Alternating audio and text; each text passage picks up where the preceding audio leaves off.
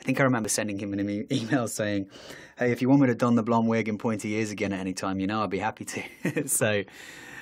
So I think that started a conversation that led to some serious thought about it.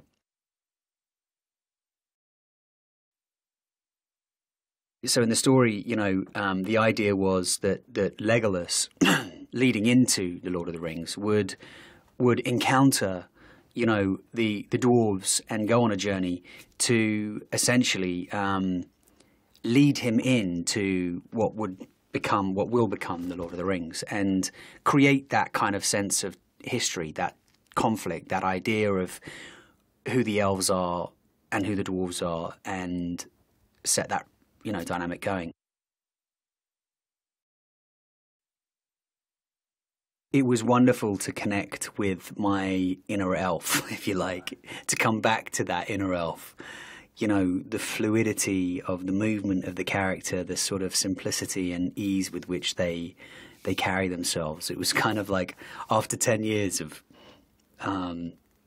you know, living my life, coming back to that kind of centered place of Legolas was really actually kind of wonderful.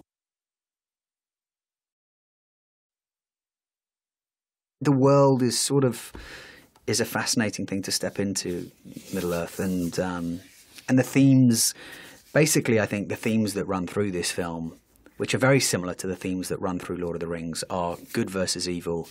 The smallest, most unlikely character can prevail, you know, will prevail, because of the heart, you know, and they're just heartfelt. They're, you know, they're fantasy, and but there's a very human sort of core to them, you know, and you know, and I'm sure that comes from, you know, Pete, Fran, and Phil, you know, in their ideas. So and of course from Tolkien's genius writing, but there's a humanity within that fantasy world, and a heart that really transcends, and I think takes an audience on a great journey.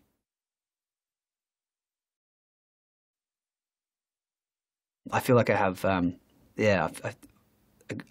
feel very privileged to have a great friendship with P. I respect him so much as a director, and I really enjoy the process of working with him.